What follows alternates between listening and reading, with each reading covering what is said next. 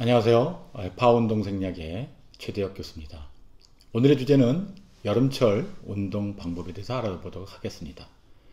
바야흐로 지금 태양이 뜨겁게 내리는 여름이 와 있죠. 근데 여름과 겨울은 온도에 의해서 운동하는 방법을 정확하게 아셔야 됩니다. 여름철에는 조금만 운동해도 굉장히 힘이 많이 드는데 왜 그런 현상이 생기는지, 그래서 여름철에는 우리가 어떤 방법으로 운동을 해야 되는지에 대해서 알아보도록 하겠습니다. 우리 인간은 항원 동물이라고 얘기를 합니다. 항원 동물은 일정하게 심부 온도를 유지하는 동물을 얘기하죠. 그래서 우리는 열 생성과 열 손실의 비율을 항상 일정하게 맞춰야 됩니다.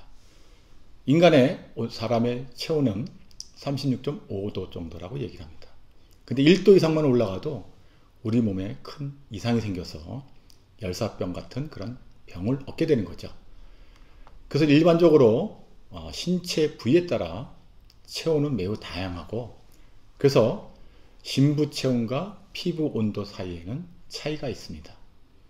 우리가 운동할 때는 에너지 효율이 20에서 25%이므로 나머지 70에서 80%는 운동 중에 열로 방출해야지만이 우리가 체온을 조절할 수가 있습니다. 신체가 생성해서 열을 증발시키는데, 이 생성하는 열은 증발, 대류, 복사, 전도의 4가지 방법에 의해서 우리가 열을 방출을 합니다. 피부의 땀 증발은 온도와 상대 습도, 그리고 대류, 그리고 환경에 노출된 피부 표면의 양에 의해서 결정이 됩니다. 우리 몸의 평균 피부 온도는 여러분들 이마, 가슴, 상완, 대퇴, 종아리 등등 이 6가지의 부위의 피부 온도를 측정해서 이것을 7로 나눈 것을 우리가 평균 피부 온도라고 얘기를 합니다. 자, 우리가 운동할 때 중요한 것은 심부 온도가 중요합니다. 근데 운동할 때 열을 손실시키는 것은 대기의 열 복사에 의해서 손실되고, 태양의 복사에 의해서도 우리 열을 손실합니다. 그리고 대류에 의해서 열을 손실하며, 특히 여름철에는 증발된 땀에 의해서 우리의 열을 조절을 하게 됩니다. 그래서 이렇게 운동할 때 증발, 복사, 대류, 이 3가지의 형태가 우리 몸을, 체온을 유지하는 데 굉장히 중요한 역할을 하게 되는 겁니다. 자, 복사는 적외선을 통해서 열을 전달하는 거죠. 그래서 안정 시에는 60%의 열 손실이 있고, 물체간 접촉 없이 열을 빼앗는 것을 우리가 레디에이션 복사라고 얘기합니다. 전도는 다른 물체와의 접촉을 통해서 연솔실이 발생하는 경우죠. 그래서 우리가 컨덕션이라고 얘기하는데, 우리가 더울 때 얼음에 손을 대거나 아니면 차가운 물체에 내가 손을 댔을 때 열을 뺏기는 것은, 우리가 시원하게 느끼는 것은 우리가 열을 뺏기는 거라고 생각을 하시면 됩니다. 대류는 컨벡션인데, 열이 인체와 접촉한 공기에 전달되는 그런 형태로서 열이 공기나 물로 전달되는 것을 우리가 대류라고 합니다. 근데 이 중에서 가장 중요한 것은 증발이죠. 우리가 운동을 하면 피부에 땀이 증발이 되는데, 이것을 우리가 evaporation이라고 합니다. 이 열은 피부의 땀을 통해서 전달되는데요. 안정 시에는 25%의 열 손실이 있으며, 운동 시에는 매우 또 중요한 역할을 합니다. 그래서 이 증발은 상대 습도나 피부 면적 또는 대류에 의해서 증발질이 변하기 때문에, 그렇기 때문에 이런 상대 습도를 알면서 운동하는 것이 굉장히 중요합니다. 땀 1000ml, 즉 1리터의 증발은 580kcal의 열 손실을 가져오게 됩니다. 우리 인간은 항상 체온의 항상성을 유지를 해야 됩니다.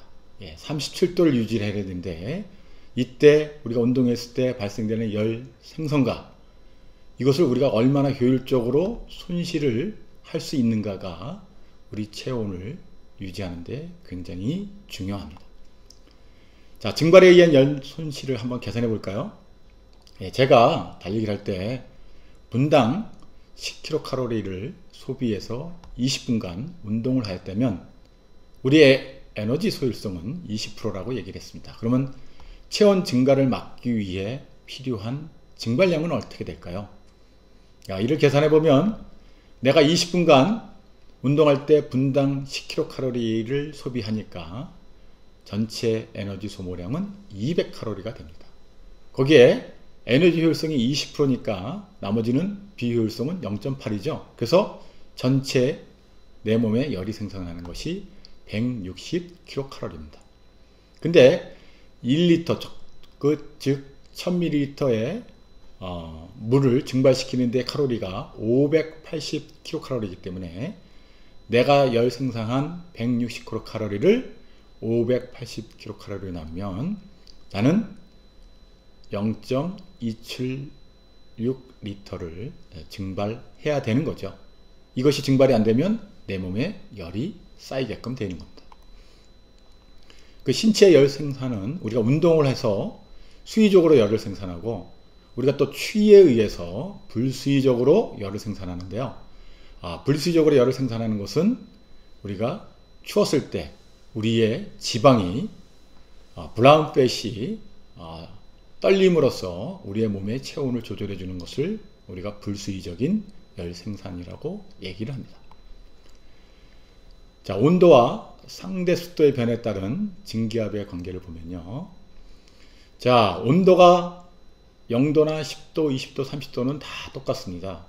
그렇지만 상대 습도가 50%이냐, 75%이냐, 100%에 따라서 그래서 증기압이 달라진다는 거죠.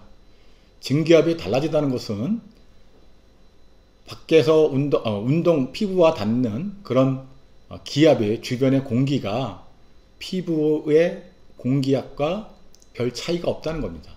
예를 들면 상대 습도 100%일 때 온도가 30도일 경우에는 피부의 온도가 보통 33도에서 34도를 유지합니다. 이것은 피부 온도가 증기압이 35mmHg로 그 정도 된다는 거죠.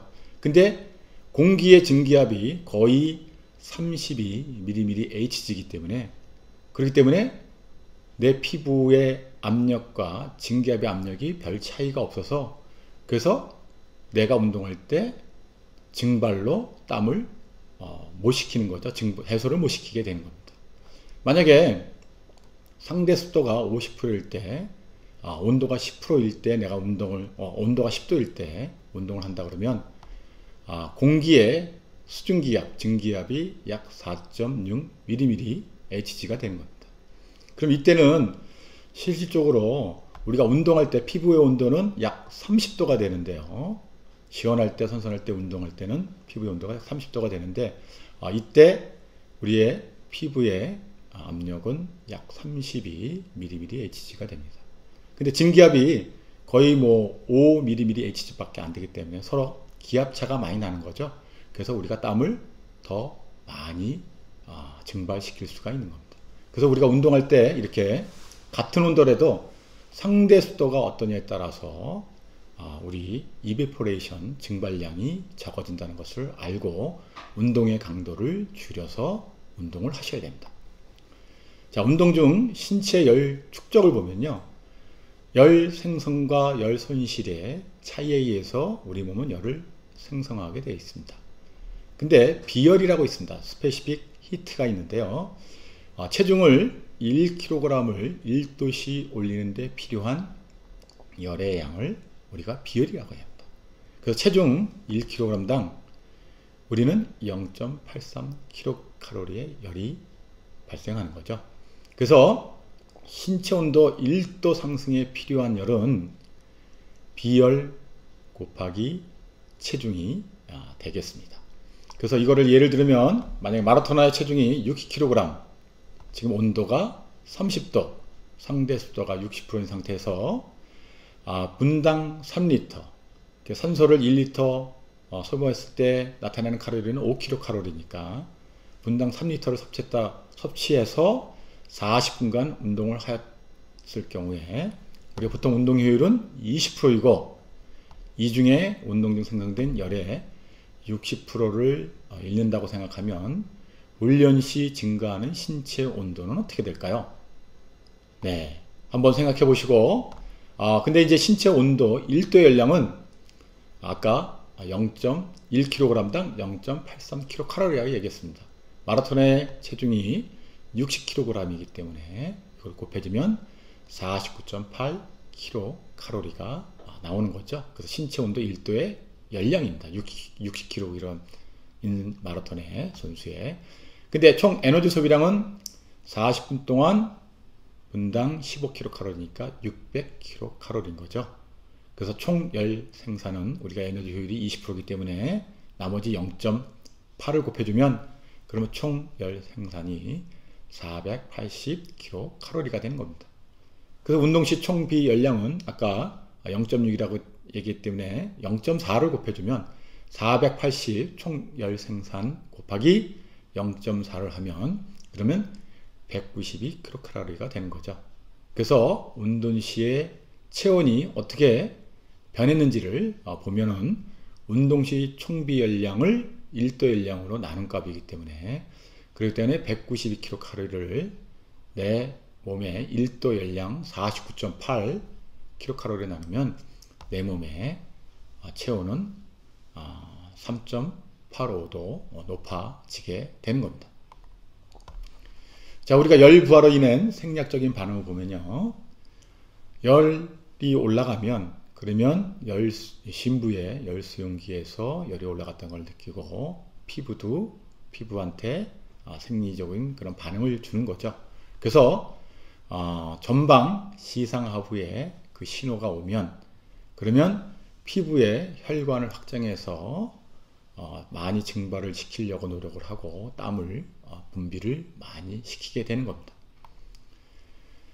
자, 시원한 환경에서 25분간 최대화 운동을 하는 동안에 대사 에너지 생성을 보면요.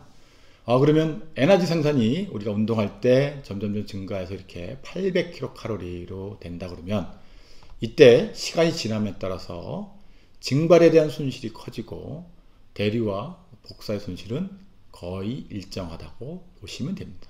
그렇기 때문에 상대 습도가 중요한 것은 상대 습도가 높으면 증발이 감소하기 때문에 그렇기 때문에 몸의 체온이 올라가서 극도로 위험한 상태가 될 수가 있습니다. 그렇기 때문에 규칙적으로 물을 섭취해 주셔서 몸에 대한 체온 조절을 하는 것이 굉장히 중요합니다.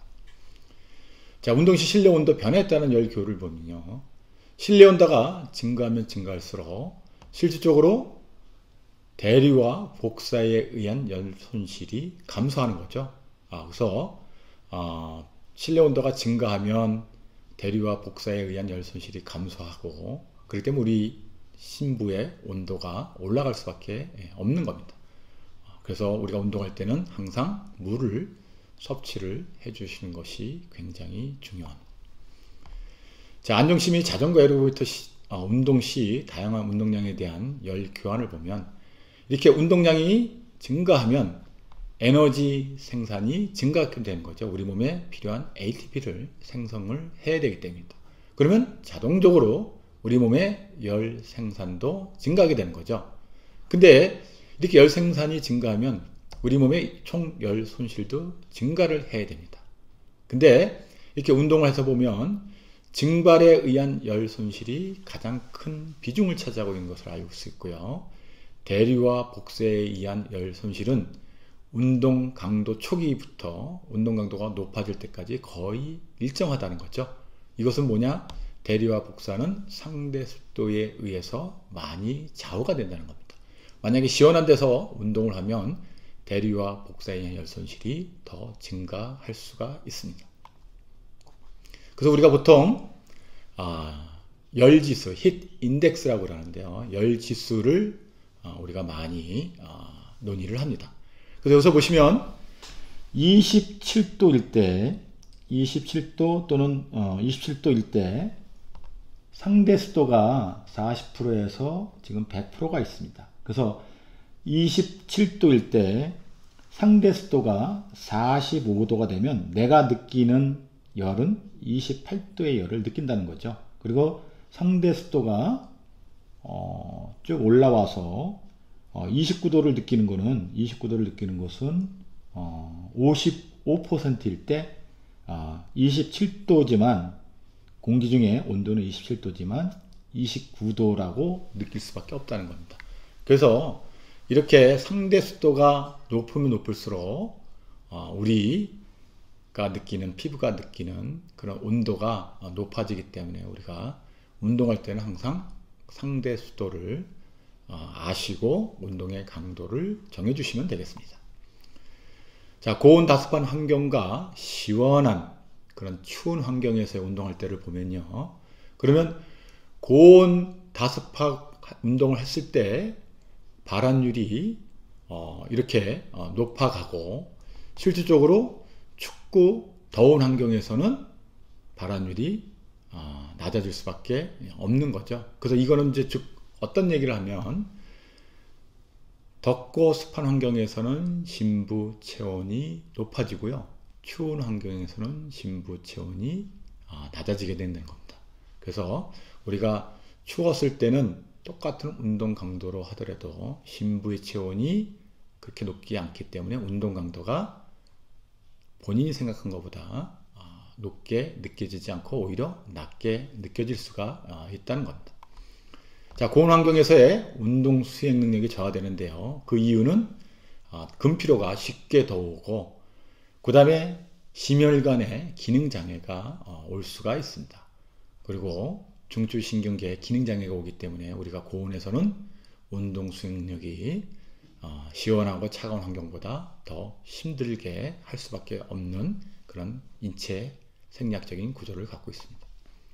자, 운동 시 땀 분비량을 보면요.